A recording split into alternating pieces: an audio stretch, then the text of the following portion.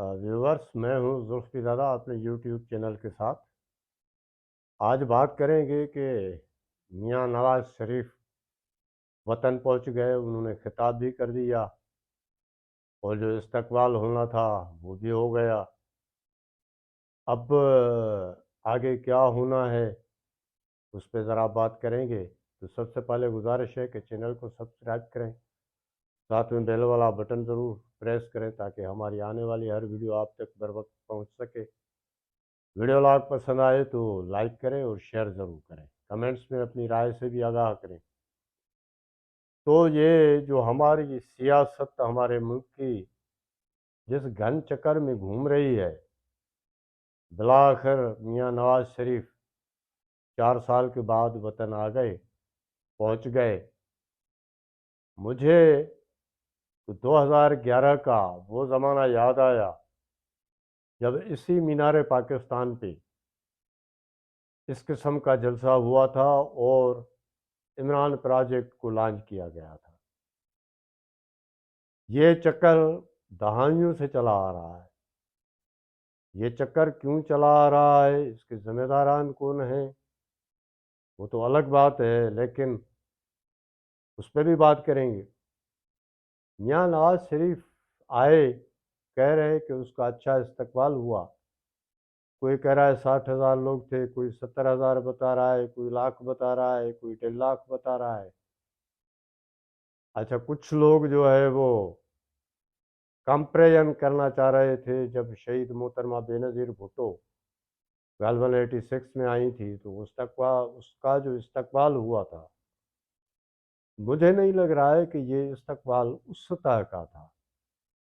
इसका कंपेरिजन, इसका तकाबुली जायज़ा अलबत्ता 2011 के इमरान प्रोजेक्ट जो लॉन्च हो रहा था उस जलसे से किया जाए तो गालबन वैसा ही जलसा था।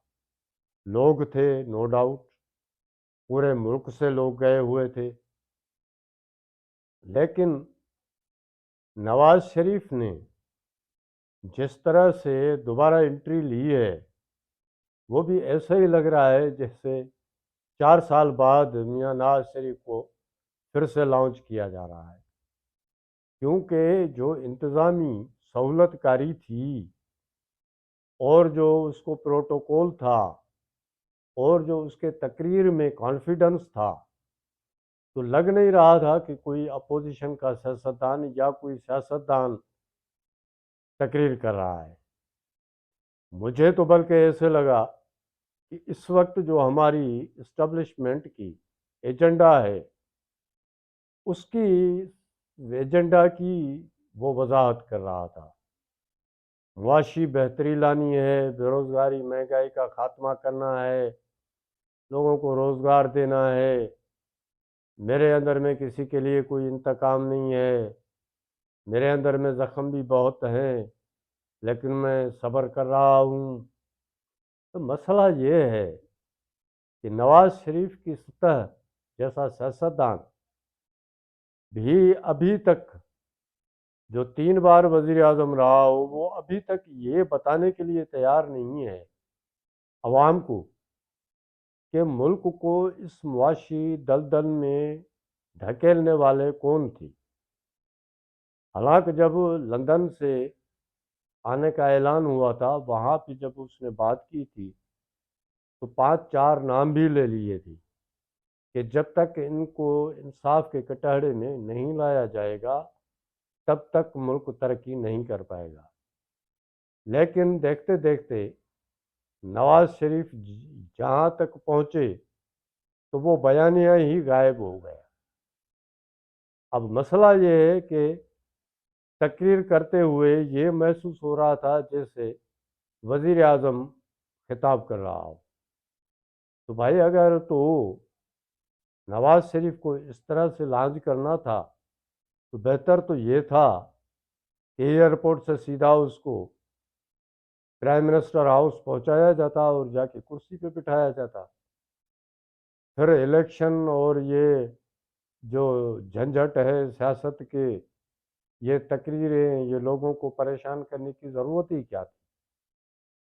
क्यों कि अभी तक हमारी सियासत की डोरियां जिनके हाथ में हैं वो ही डोरियां हिला रहे हैं।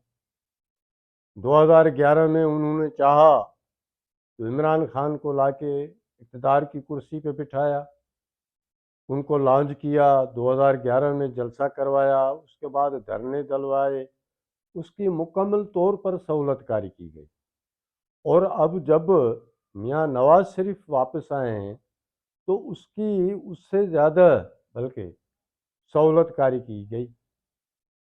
और हमारे सियासतदान हमेशा कॉम्प्रोमाइज़ करते हैं, इसमें हमारे सियासतदान मार खा जाते हैं कि उन्होंने कभी भी आवाम की कुव्वत पे, आवाम की ताकत पे भरोसा करने के बजाय उसी घाट पे जाना पसंद किया है जिस घाट से उनको फिर निकाला भी जाता है और फिर मुख्तलिफ तरीक़ों से उसी घाट पे वापस बुलाया भी जाता है।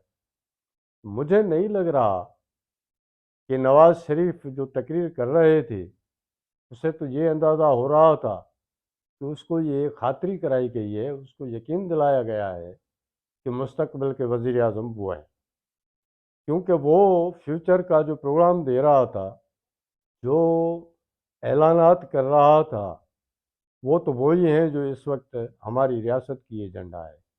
उससे हटकर कोई नई बात, कोई आइनी अदारों को अपने आइनी हुदूद में रहना चाहिए, भाई ये तो दहाइयों से हम सुनते आ रहे हैं।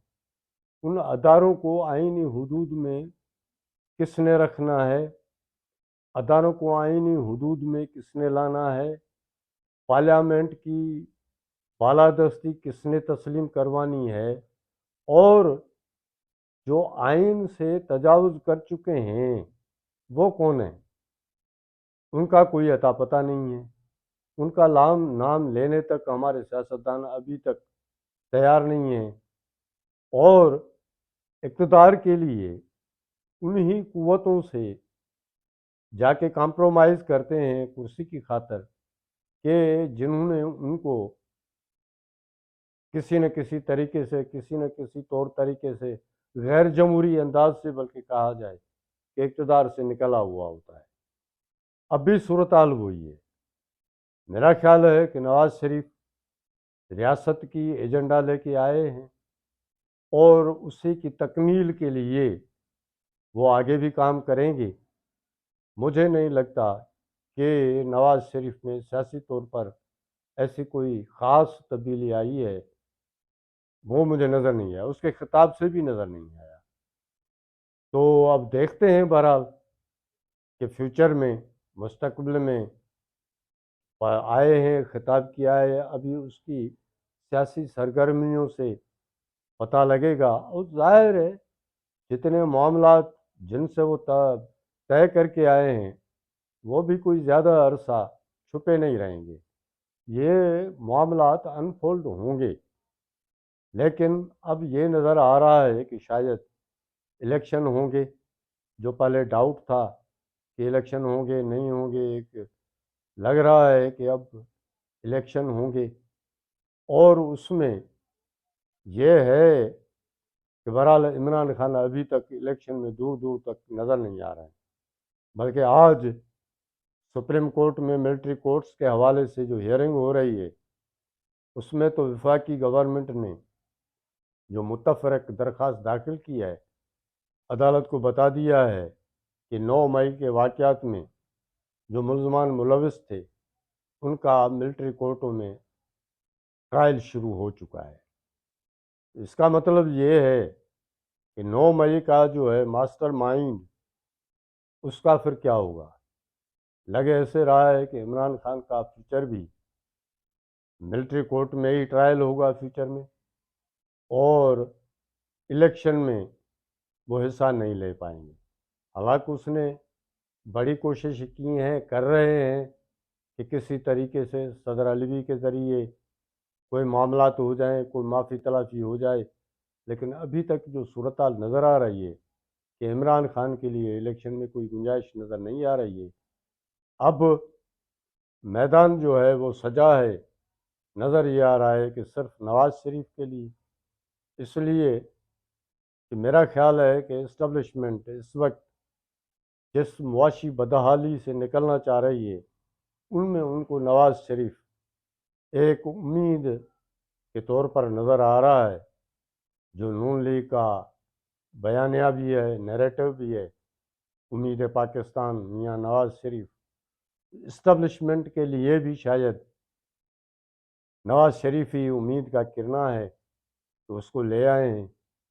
अब देखते हैं कि इलेक्शन होते हैं नहीं होते हैं, कब होते हैं, फिर उसमें किस पार्टी को कौन सी पोजीशन मिलती है, और नवाज़ शरीफ मुस्तकबिल में फिर क्या करते हैं।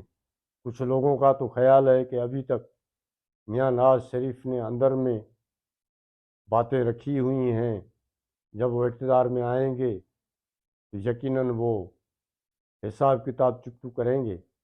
लेकिन ये तो फिर इलेक्शन के बाद आने वाला वक्त बताएगा कि कौन इक़्तिदार में आता है और कौन हिसाब किताब चुकतू करता है। लेकिन नज़र नहीं आ रहा है अभी तक जो नवाज़ शरीफ की पोजीशन है, वो इस तरह की नज़र नहीं आ रही है कि वो उन कुव्वतों के साथ हिसाब किताब करेगा जिन कुव्वतों ने उसको 4 साल अपने मुल्क से और अपने लोगों से, अपने अवाम से दूर कर रखा। ये थी हमारी आज की वीडियो। पसंद आई हो तो शेयर करें, लाइक करें। मिलते हैं अगली व्लॉग के साथ।